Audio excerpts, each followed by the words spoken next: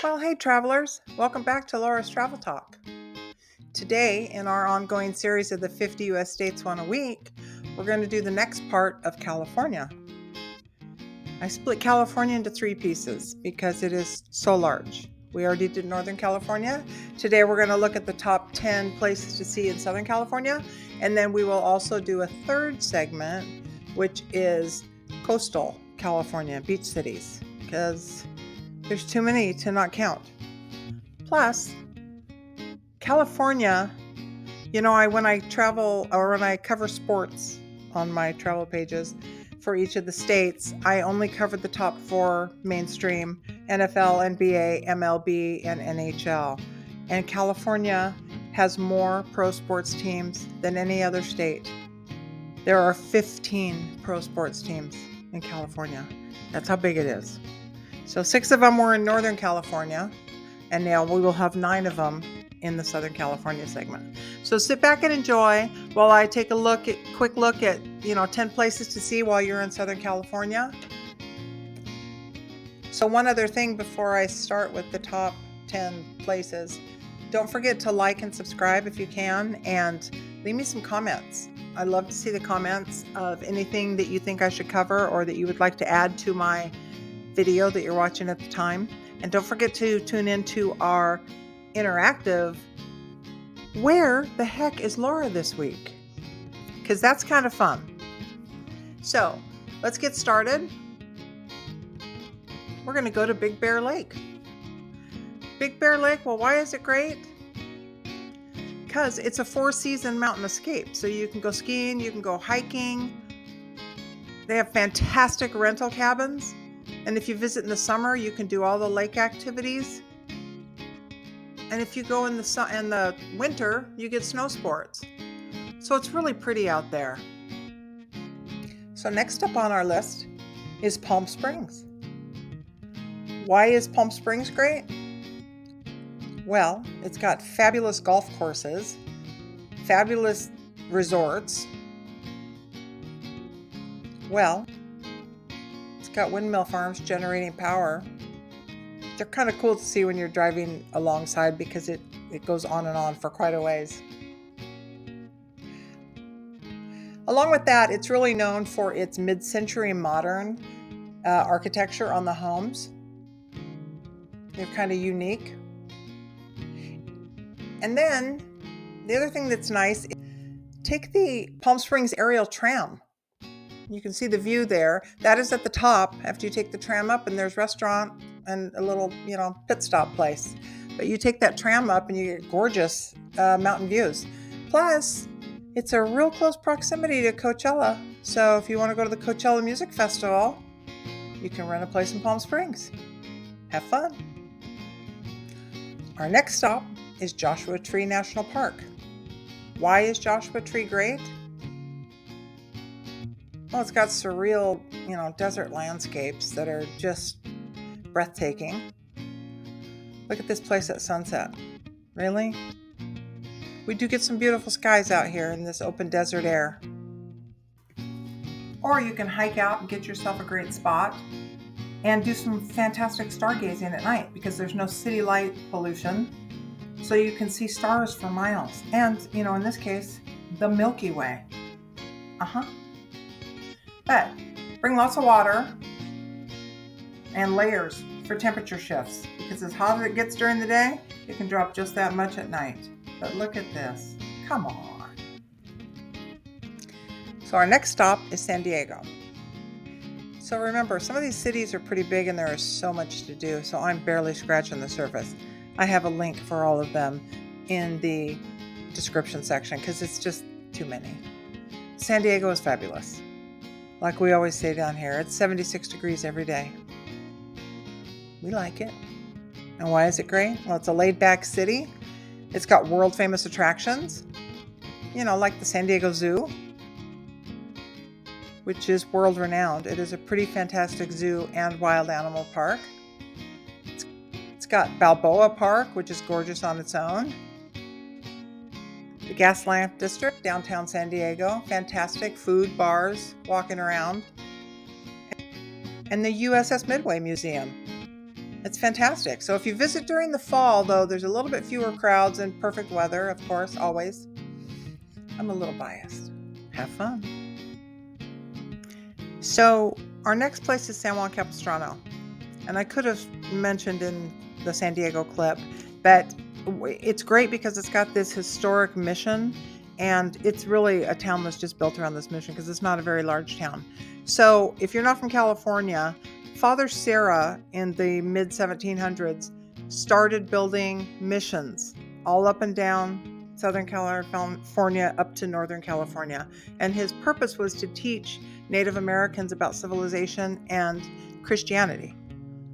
And the first one he built was in San Diego. And then all up and down California, you can go to visit a mission. And if you go to school out here, in the 4th grade, we all have to build a model of a mission. It's part of the curriculum. Anyway, San Juan Capistrano is beautiful because it's right there at the water. It's got all the adobe structures. They all have that Spanish look about them, just like all the missions do. And in San Juan Capistrano, every summer the swallows come back and they come and roost in San Juan Capistrano Mission. It's kind of a cool sight, and it's kind of got a cool look. So get yourself to San Juan Capistrano. So our next stop is Santa Barbara. I don't even know what to say about Santa Barbara. It's beautiful. It's really beautiful. You know, it's got great Spanish-style charm. There's upscale wine tasting. There's scenic coastal views. I mean, it's really a cool town. It's a nice place to stroll around, leisurely eat, sidewalk eating, lots of shopping. It's really got a kind of a artsy, winey coastal scene. And then, you know, you can rent bikes and you can cruise down along in front of the beach, or you can go down all these streets and do some shopping or some eating. And then you can go to this area called the Funk Zone, and it's got arts and lots of eats. So Santa Barbara's a pretty cool town. Get up there. Our next fun place to visit is San Simeon. Why is it great? Well, it's home to the fabulous Hearst Castle, built by William Randolph Hearst, who was a newspaper magnate. And it's unbelievable because it's way up on a hill. You have to take a bus tram to get up there, and then you can look out over the ocean. Here's the aerial view. He's got his own little zoo, got some animals out there that you can look at. Unbelievable architecture. This is the indoor pool. Why not? Dining hall. I mean, you can take tours all the time. It's really kind of cool. I've been on many tours there. It's just a fun place to go and see. You know, and then out in the water, you can see, you know, whales at certain times of year. And then you have the breathtaking sunset. I mean, come on. Also, while you're up there, Moonstone Beach is there. Moonstone Beach is the one with all these colorful little rocks out there. It's just kind of an oddity, but very cool. And that is quiet little San Simeon. Get up there. All right, let's take a stab at Los Angeles. That's a picture of a light traffic day. What makes Los Angeles great? Well, I mean, you've got the Griffith Park Observatory up here, and you can see that down below there. That's the skyline of LA, you know, downtown. And the Griffith Park Observatory is up here with the planetarium that's in there, and you can go in there and they have like the seats that lean way back, and then they play different music genres, and you watch all these stars and learn about the planets, and it's very, very cool. Also, the Getty Center. The Getty Center is also up on a hill. It has a lot of art museums, but it's also just a place to go and experience the beauty. I mean, look at the Getty Center complex. It's huge up there. Again, looking down at the LA skyline. You've also got LA Live, where the Staples Center is. I guess we can't call it anything anymore. Staples Center, Nokia Center, all kinds of entertainment. It's a mecca for place to go and see shows and sports. And then here's the LA skyline at night. Another light traffic down the freeway. So California is very similar to New York in that back in the 1800s, you had a lot of people coming to America to live. On the East Coast, on the Northeast, they were coming from European countries. On the West Coast, they were coming more from Asian countries and Mexico. So you have all these little fantastic areas within downtown LA. You've got little Koreatown, Japantown, Chinatown, Alvera Street, Filipino Town. What else do we have? Little Armenia, Little Saigon, Little Ethiopia, India, Italy. I mean, it's everything. So you can get some fantastic food and meet some fantastic people just by being in downtown LA. So get out here and enjoy, traffic and all. So while you're up at the Griffith Park Observatory doing some stargazing, you can also come down to Hollywood, which is within Los Angeles, and do a different kind of stargazing. Here is the famous Hollywood Walk of Fame. And you walk for blocks, and all those stars, have a name of somebody famous on them. They're kind of cool. People always like to walk along and look for their favorites. And then you have the TCL Chinese Theater here, which is iconic and has been there for many years. And that's where in the entry area, you have the famous concrete pieces with people's footprints and handprints, and they signed their names. So on there you've got Cher and Marilyn Monroe and Tom Hanks, Tom Cruise, Kobe Bryant. Love Kobe. And then you got to get out to the Hollywood Bowl for a live music venue under the stars. Oh my gosh. The Hollywood Bowl is so fantastic. It's just carved out up on the hillside, and it's got those seats, and it's kind of an intimate setting. It's really kind of cool. Plus, for those of you who want to go up to Beverly Hills or look around for famous people, they're probably not out there when you're looking, or go shopping on Rodeo Drive. Lots to see in Hollywood. What's our number one spot? Disneyland. I'm going to Disneyland. Why is it great? Well, it's the original. It's the one that started it all. It's Walt Disney's first park. It was built in 1955. And although it's smaller than the others, it is the original vision of Walt Disney. So there's the entrance there when you walk in, and the train station. This is Disney California Adventure with the Ferris wheel and the roller coasters, also right next to Disneyland. The iconic statue of Walt Disney and Mickey Mouse in front of the castle. I love that. And some fabulous rides. I mean, you got the Pirates of the Caribbean. You got the Haunted Mansion. And then you've got some of the newer stuff. The Cars and the Thunder Mountain and the Matterhorn and Space Mountain. I mean, come on. You got to go to the original Disneyland, for crying out loud. Okay. Like I said, there are 9 pro sports teams in California. So we're going to go through these. I'm going to give you a couple stats. I'm going to tell you about a couple retired jerseys, because it's too many. This would be a sports channel instead of a travel channel. So we're going to kick it off with the Los Angeles Rams. The Los Angeles Rams were established in 1936. They moved to St. Louis from 1995 to 2015, and then came back to LA in 2016, and they're still here.